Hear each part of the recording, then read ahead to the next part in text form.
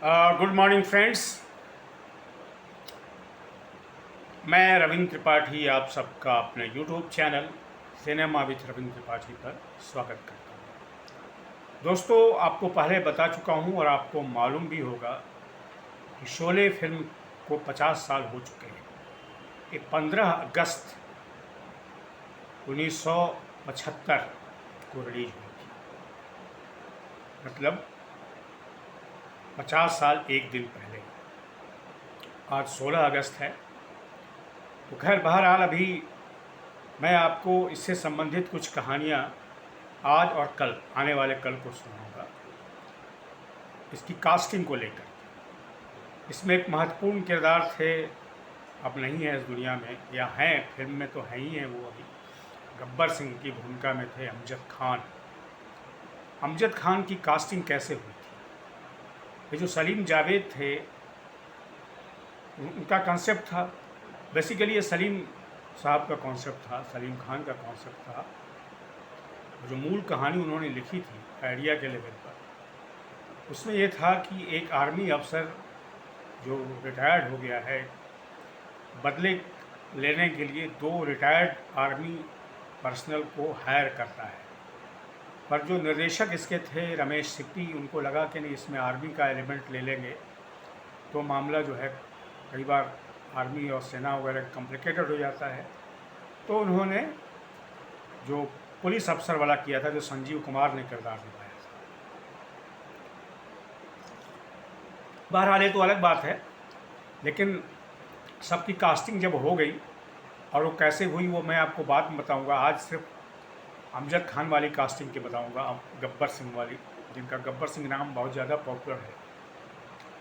तो इस रोल के लिए पहले, गब्बर सिंह वाले पहले रोल के लिए डैनी को विचार था रमेश सिप्पी का कि डैनी को रखा जाए।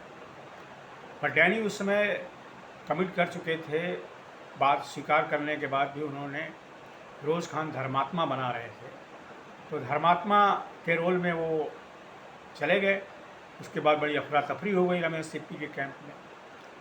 तो उस समय तक सलीम जावेद जो थे, इनके नाटक कुछ देख चुके थे, छोटे मोटे काम कर चुके थे अमजद खान, लेकिन बड़ा नाम नहीं था उनका। पर उन्होंने रमेश सिप्पी को सुझाया कि उसको भी रख सकते हैं उस नाम के लिए, उस काम के लिए।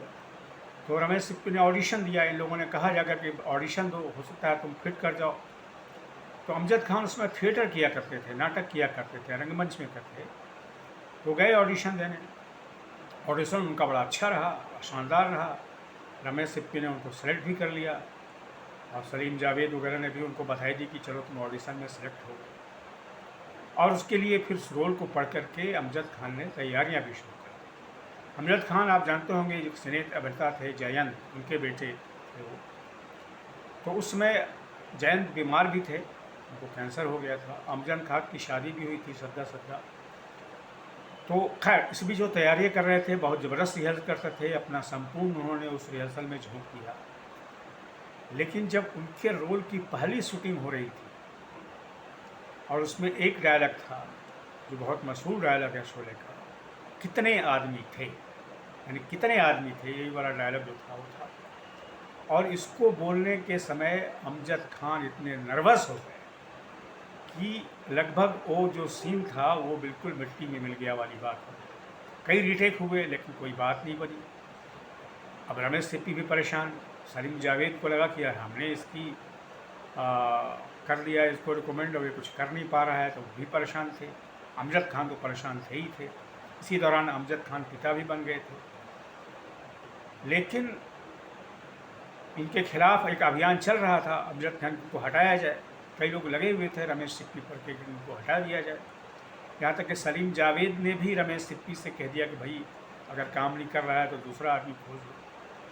लेकिन रमेश सिप्पी अड़े रहे, उनको अमजद खान पर विश्वास था, और उन्होंने अमजद खान को बुलाया और कहा कि तुम इस रोल के लिए बिल्कुल फिट हो, फिर से रिहर्सल करो। बहरहाल अमजद खान अपना काम करते रहे, और उन्होंने पूरा अपना संपूर्ण झोंक दिया। फिर जब वो टेक लिया गया, कितने आदमी थे, गब्बर सिंह वाला, तब जो थे वो उसमें सफल हो गया। तो ये तरह से बड़ी अमजद खान के लिए बड़ी उपलब्धि थी। हालांकि उस दौरान वो जो आर्मी वाला कपड़ा जो गब्बर सिंह पहनता है ना, शोले फिल्म में आपने देखा होगा, वही फाटीक जिसको कहते हैं, आर्मी फाटीक, वही फाटीक हमेशा पहनते थे, वैसे ही रिहर्सल किया करते थे। लेकिन बहरहाल चूँकि रमेश सिप्पी ने उन पर भरोसा रखा और उनको सहारा दिया, उनको कमिटमेंट दिया कि नहीं तुम काम करोगे, तब जा कर के अमजद खान सफल हुए। इसी बीच अमजद खान को ये मालूम भी हो गया कि सलीम जावेद जो उनको पहले बैक कर रहे थे, उनका समर्थन कर रहे थे, वो इस विचार में आ चुके थे कि जो है अगर वो काम नहीं कर रहा है तो अमजद खान को हटा दो। लेकिन बहरहाल ये सब होता है फिल्मों में। लेकिन ये इंटरेस्टिंग है जानना कि जो व्यक्ति इतना सफल रहा उस पर्दे पर, उस रोल में, गब्बर सिंह के रोल में, वो अपना पहला ही डायलॉग बोलने में, कितने आदमी थे बोलने में, इतना नर्वस हो गया कि आवाज़ नहीं निकल रही। तो दोस्तों यही है फिल्मी दुनिया, नाटक की दुनिया। क्योंकि जब आप ऐसे तो बोल लेते हैं, नाटक में बोल लेते हैं, नाटक में डायलॉग बोल देते हैं, लेकिन जब कैमरा आता है ना तो वहाँ साइकोलॉजी आपकी बदल जाती है, एक टेंशन आपके दिमाग में आ जाता है। इसलिए बड़े बड़े अभिनेता जो रंगमंच के बहुत अच्छे अभिनेता होते हैं, ऐसे कई लोग हैं जो रंगमंच पे बहुत अच्छा करते हैं, लेकिन जैसे ही कैमरे पर जाते हैं वहाँ वो पूरी तरह नर्वस हो जाते हैं। तो ये रीगर है, और ये कहानियाँ मैंने आपको कई फिल्मों के बारे में आप सुनेंगे, लेकिन अमजद खान के बारे में तो ये कहानी मैं सोचा कि आपको बता दूं, क्योंकि शोले के 50 साल हो चुके हैं, उसको लेकर के बहुत से लेख लिखे जा रहे हैं, बहुत आर्टिकल आ रहे हैं, अखबारों में पूरा आयोजन किया जा रहा है, कई इंटरव्यू आ रहे हैं पुराने लोगों के, सलीम खान का भी, जावेद अख्तर का भी, सबके इंटरव्यू चल रहे हैं अभी। तो इस तरह की कई कहानियाँ आपको सुनने को मिलेंगी। कल मैं आपको सुनाऊँगा संजीव कुमार धर्मेंद्र वाली जो कहानी थी, या अमिताभ बच्चन को कैसे कास्ट किया गया था। अमिताभ बच्चन भी शुरू में आइडिया में नहीं थे। तो खैर बहरहाल दोस्तों, आज के वीडियो में इतना ही। आपसे निवेदन है कि मेरे इस यूट्यूब चैनल को सब्सक्राइब कीजिए, लाइक कीजिए और इस पर अपने कमेंट भी लिखिए। Thank you very much.